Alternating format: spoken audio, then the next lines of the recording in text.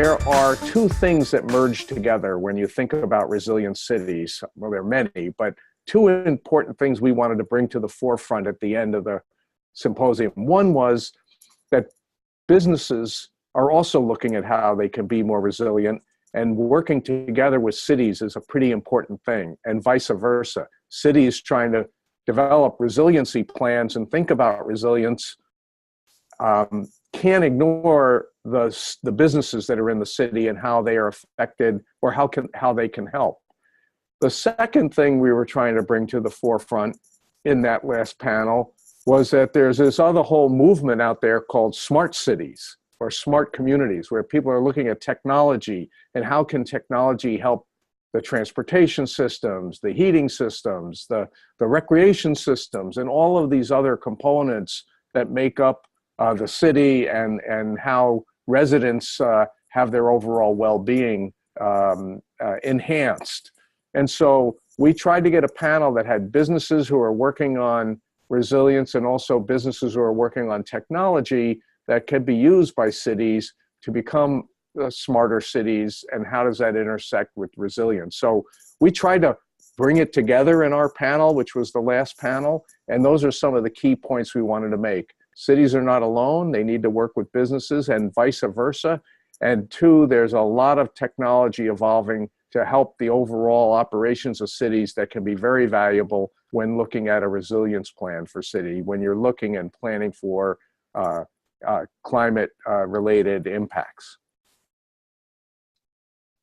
That could not be more important in this space. So now in the panel you had at least the program lists 4 guests.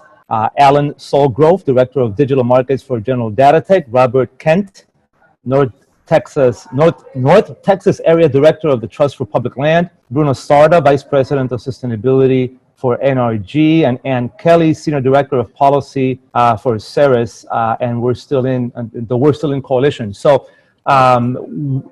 you can just share with us some of the highlights that they brought to the table. I know they spoke, each of them, for quite a while, but just some of the highlights, some of the most important points that they contributed as well. So the idea of the panel participants was to enhance the points that I just made of bringing those things together. So Kelly from Ceres works with that's a nonprofit that works with businesses all the time, and they work very hard on how businesses, public-private partnerships. How do businesses and public entities work together? So Kelly brought that wealth of information. From the Trust for Public Land, we had let's call this the natural technology. The Trust for Public Land obviously is looking at the open spaces and the connecting tissue between open spaces. They brought to the table a discussion about how certain design of open spaces can help the city be more connected when maybe transportation systems are not working in a normal way. There could be foot traffic or bike traffic on different open and greenways. Also, parks could be used to mitigate flooding and use green infrastructure to help mitigate the urban runoff. And then from the position of NRG, really that's a power company. They have millions of customers that they provide electricity to. So one of the backbones of resilience is making sure the electricity is back on. So what are they bringing to the table? What are they working on? What can a city help them do to make sure that the power system remains resilient as well? And then Alan was really talking about some of the technology tools that they have been developing in the smart community space, whether it's more information about transit and transportation choices, or whether it's early warning systems or monitoring systems, looking at the flow of water or at the temperatures. They have a lot of different technologies that they have been developing. And so we had each one of them talk a little bit about their piece of that, with Kelly perhaps and Ceres talking more about the overall public-private partnerships. And that the idea was to present that front of all the different pieces of that idea that smart cities, business engagement, all help cities become more resilient. Okay, now if we can focus on that last point that Alan covered on the smart city technology first, and then move into some of the other areas briefly. Now, in smart city technology, that began, as you just stated, more to reduce carbon and to help cities and companies manage resources better, to reduce environmental impacts and help cities become more sustainable. Now, in the resilience phase, though, how do you see that evolving or morphing into resilience? How can we get some of that smart city technology, the sensors, the nodes, the different components of that for the resilience purpose, or to help a city become more resilient to climate impacts, be they the disaster shocks or the longer term, kind of slower burning stressors? Well, I'll use maybe a simple example, and then you have to start to extrapolate it. Because one of the things we know about going back to the relationship to the power company, for instance, is that microgrids may be an important part of resilience in a city. So if anything goes wrong with the power system, it may be isolated in a smaller location rather than the whole city, losing its power. It may be only one little area of the city, so you can focus on returning that, and the rest of the city can be still powered up if you have microgrids around the city. There's a lot of technology that is needed to make that and manage that. But another example that we talk about with a smart city or a smart community is more knowledge about city systems for citizens. So you want citizens to know what their transit choices are, or you want them to know when the next bus is coming. All of these kinds of very day-to-day kinds of things that makes it easier for people to utilize alternative transportation methods, which hopefully at some point will reduce the amount of traffic and the vehicle miles traveled and the greenhouse gases. So extrapolating that to, let's say, an extreme weather event of high temperature.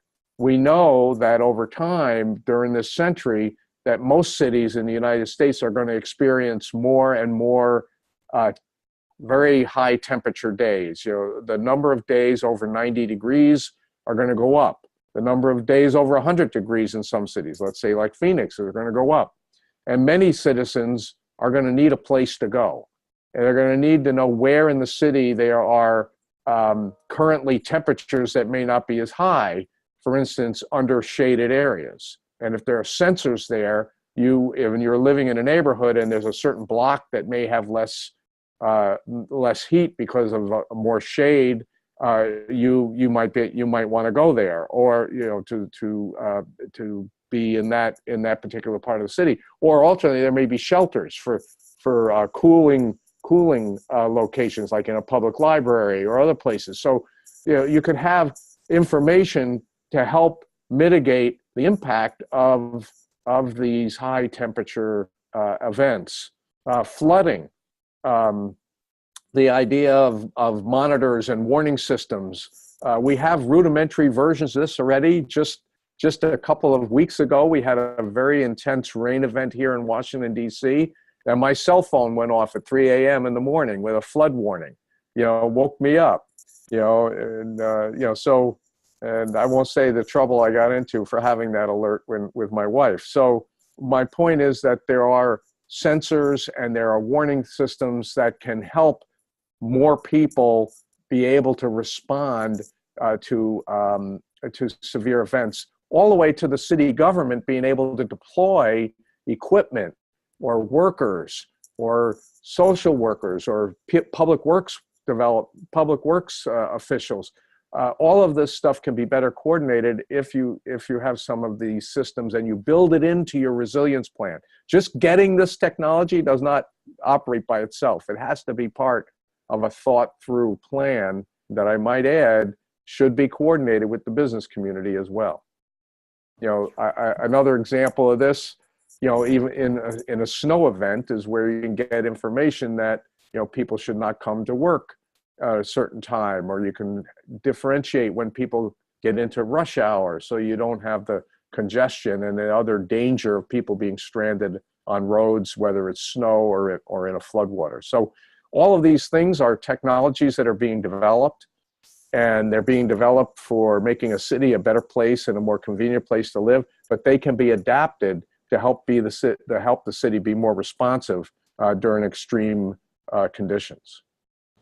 Fantastic. Now, you just mentioned, and you kind of looped into the business partnership area, especially to put together a plan, to execute the plan, to kind of coordinate what companies are doing individually, each one on its own, with what the city's doing. What was discussed at the panel, and I also noticed that at C2ES, you spent quite a bit of time on this particular focus, on the focus of helping cities and companies plan. Now, this is something that is in very short supply and very highly needed with the growing seriousness of climate impacts and climate change moving forward. So it's almost like a starting place, no? I mean, for a company and a city to at least have a plan and have a team in place and think this through. So at the panel and in your own work, how does planning fit into this and combining cities with companies? Well, it's hard to get anywhere if you don't at least talk to each other, and that's, I guess, the most rudimentary planning, right? Talking to each other. So if you think of a city on any given day, there are people who live in the city, and then there are a lot of people who work in the city who don't live in the city or live in the city. So you've got this mix here where if you're a company and you have employees in the city, they're your employees. But to the mayor, those are the constituents. Those are his citizens. So, a mayor will look at them and at a person and say, that's a citizen in my city. A company will say, that's an employee in my company. And so you can see that the citizens' potential impact or potential knowledge of what to do in extreme situations can be influenced by a city government who's trying to make sure that their citizens are taken care of, and the business where they work, who's trying to make sure that their employees know what to do, whether to come to work or not, or what their well-being is. We had experiences, for instance, back in the terrible Hurricane Katrina in the Gulf area, and we had large areas that power was knocked out and infrastructure was destroyed, and businesses were trying to be more resilient, and they wanted to get back up and running as quickly as possible, but the infrastructure to get their employees to work was not set up in a priority way, or was not ready to accommodate that. So the idea of what is the critical infrastructure to get employees back to work as quickly as possible, the key to a city's resilience is its ability to keep its economy going as quickly as it can after a disruptive event. And so the other key point, so that kind of coordination can be built into plans on how they sequence things, or what gets a priority, or what directions employees can go in if they can't go in one or they can go in the other. Should they stay home? Should they come in early? Should they leave early? All of these kinds of things. But the key here is the one that you asked, and that is, there are limited resources to do plans. Planning requires a lot of information and then protocols for action when an event takes place. And one of the things we're working on now at C2ES is a handbook or a fact sheet on each one of these major kinds of events, whether it's heat or flooding or other kinds of major events, we're trying to put together fact sheets on each one of these, which will be available eventually on our website. Some might be there now, to help cities and businesses plan together on how what other cities have done and how they might do this together. But businesses and cities both have scarce resources. So if they combine their resources to do the planning, they can get more done. And so that's another key element here, to work together so that you don't have two separate plans under the worst case scenario, or working together, your plans are more harmonious to the benefit of both the citizen and the employees. Awesome. Now, in terms of small businesses, because what little action is taking place in resilience nowadays on the corporate side is generally going on in larger companies. And yet, most of the job base and most of the companies in a city, in every city in the world, are small and mid-sized businesses. And so, what I don't know if anything to that was discussed at the panel or in your own experience at C2C or C2ES.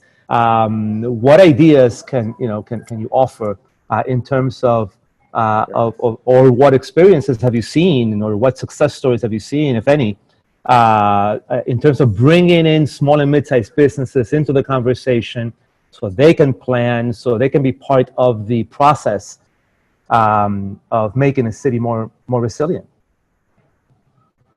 Yeah. Well, I think you put your finger on a major issue that we did not have enough time to talk about in detail on this panel discussion. But it came up, and it was recognized. It is something that C2ES has spent some time looking at. We did a pilot look at small businesses in towns in Maryland, and what were those businesses thinking about in terms of resilience. And what you might expect is the case. They don't have the time, and they don't have the resources to do planning at all. So even if they, and they don't know really sometimes who to trust and who to talk to on these matters. So what we discovered in our work, which I don't think is all that surprising, is that small businesses rely on their existing networks. So one thing we found right away is, don't create a whole new process to engage the small businesses. Go to their existing framework, whether it's the Kiwanis Club in some small town, or whether it's the Chamber of Commerce. Go to the place where they already are spending some energy to go to, and work through that venue. You're going to have to help the small businesses to be able to help themselves. You won't be able to get them involved with a whole new process under the best of circumstances. You get some of them, but if you want to reach more of them, you got to go to their existing trusted networks. So that's the advice we've given to cities, county governments, and state governments on how they engage small business in resilience planning. But you are 100% correct in your question. One of the things that we noted is that, particularly in a small town, 80% of the economy is going to be small businesses. So it's a very important aspect to reach out. Some of our future work is going to be testing some of that work in some places to see if we can find a nice pattern on how you can work with some of those existing networks. But we have information, in our publications, which of course are available on our website, but on some of these findings. When you're a business and you're looking at how to prepare, you have to also look at your employees. You can't look just at the facilities. Will this facility be flooded, or do I have adequate climate control to deal with these perishable products? Do I have an emergency generator, or do I need an emergency generator? Those are all really important things, but you also have to look at the employees. Can they get to work?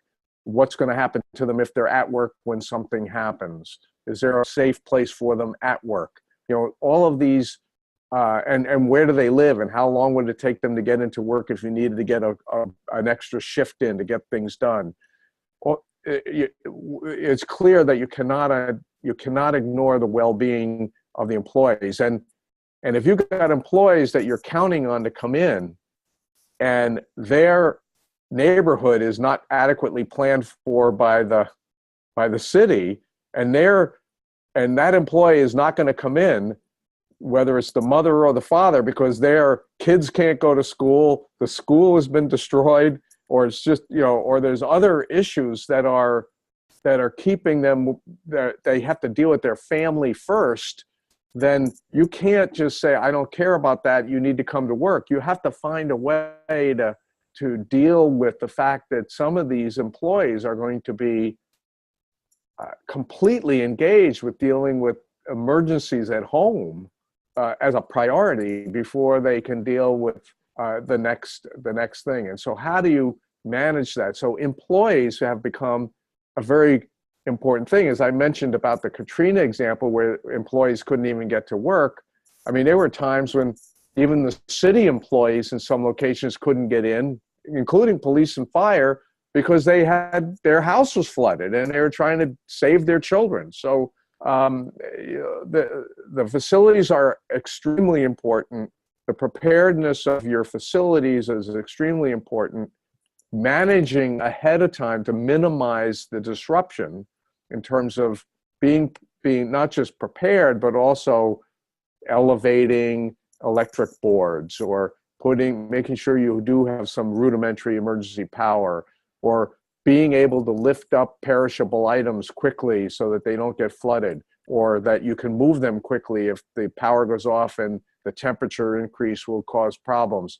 But don't ignore the fact that you may not have any employees in there if you don't plan how that works with your workforce. So this is where the intricacy and the importance of the local governments and the businesses working together, because the citizens and the employees are the same people, and you've got to have plans that work for the good of everybody, including those nuclear families that will have major issues during some of these events.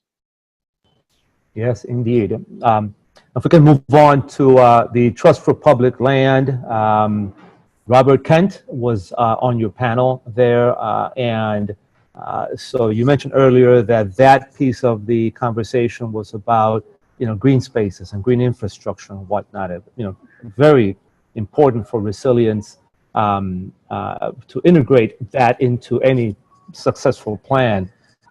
So on that front, what was discussed, what was talked about in terms of how that fits into the equation? Yeah, I think most people knew inherently that open spaces in a city can play a very important role in resilience, but whether it's in heat mitigation in a very hot summer heat wave or drought. But I think one of the things that, and the green infrastructure for flood attenuation, having the flood-prone areas be more open space as opposed to residential or commercial. I think we're seeing Houston, as they start to recover from the hurricanes last fall and summer, they're starting to look at how they modify where the houses get reconstruction, which is a whole new thing for Houston. If my memory serves me well, they don't even have a zoning ordinance in Houston.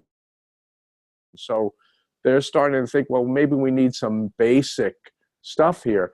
But one of the things that came up in the meeting, which I think most people hadn't thought through, I certainly hadn't have it in the front of my mind, is that if transportation systems are not functioning very well, for whatever reason, sometimes the pedestrian connections are going to be important. And if you have pedestrian connections that you plan ahead a little bit to make sure they're more connected, and that they may have shade as well, and good drainage, this becomes an important component that can connect neighborhoods with critical services in a different way than if you can't drive, or if the street lights aren't working, or that some trees are down on the streets. you can still get to where you need to go by some open space corridors. So this idea of connecting neighborhoods and critical services with open space corridors, as well as streets and cities in the normal way, adds a layer of resilience. You know, you may be able to get the street cleaned up quickly, and that's okay. But if you can, if a day goes on or 2 days goes on, and there's a way for people to get to critical services by bike or by walking, that is another piece of the resilience. And I think that resonated with a lot of people. So again, the idea is that open spaces, who we often relegate to the park down at the end of the street, what the Trust for Public Land is trying to say is, you know, they can become an integral part of your city's well-being as well as your city's resilience. You know, what's really interesting is that that conversation connects with what you started talking about at the opening of our talk here on smart technology. In other words, you have two things that have been really, I mean, we spent decades developing both for sustainability, for carbon and resources. And now both are available, the thinking, the research, and a lot of success stories out there in the world on how, you know, both areas, both smart tech and urbanism, have become primary strategies for resilience as well. And so, and when you throw in then the collaboration on the companies and the cities and whatnot, you have the makings of a far more resilient place. Now, one of the things we like is when we can get resilience and mitigation for climate change working together. Obviously, trees are an important part of that. Big one, big one. I mean, you have two of them right there, and then there's several others that you mentioned also energy earlier, and how solar power and microgrids are really important strategies for mitigation and reducing carbon, but they also become vital for resilience as well. And you mentioned transportation and some of the other items. So why don't we close with a little bit about C2ES and your future? What do you have in line for resilience? You have that resilience unit there with Catherine Huber, who is your resilience fellow. And so what do you have in line in store on all of the above moving forward? Well, we have more work. We have more work and need than we can get done.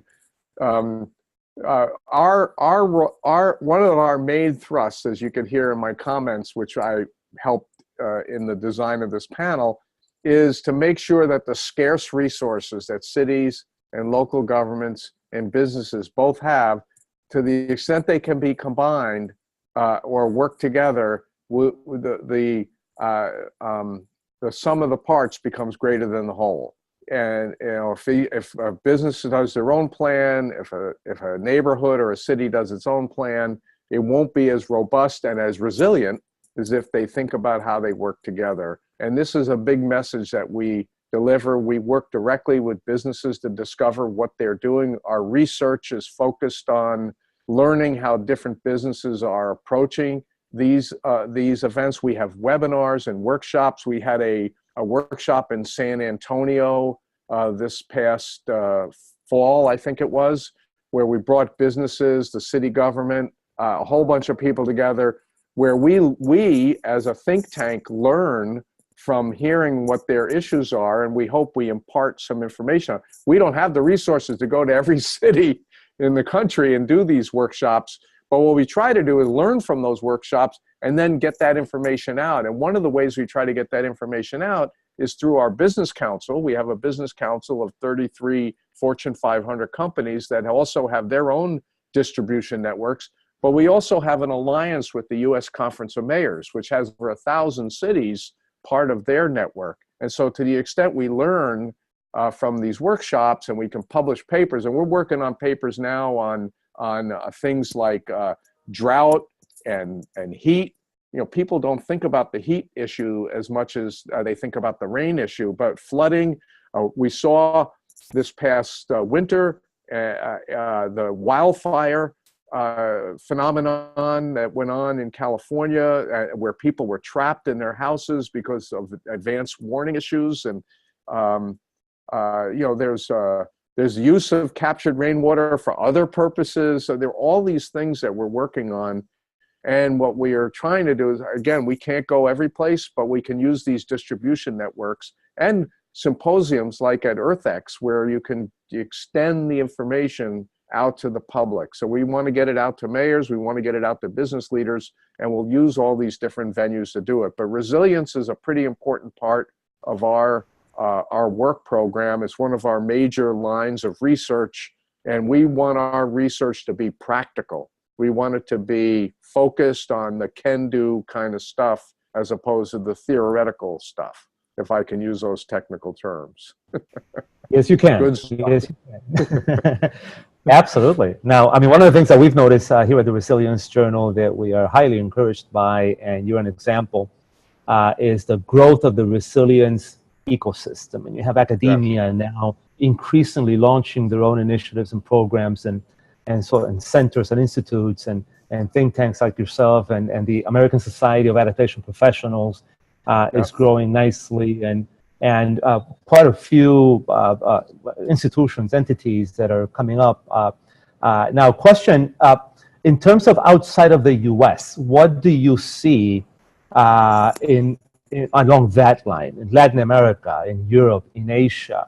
How much of a resilience ecosystem do you see happening or emerging or flowering in these other places that are just as exposed and vulnerable and hit by climate impacts on a regular basis? Yeah, I think there are many parts of the world that are much more vulnerable than the United States, and identifying vulnerability is an important part of what we do here. Where are the most vulnerable places in a city that you should focus on? Because it's not uniform. Obviously, lower income neighborhoods are going to be more affected by a heat wave because they may not have the resources or the air conditioning resources.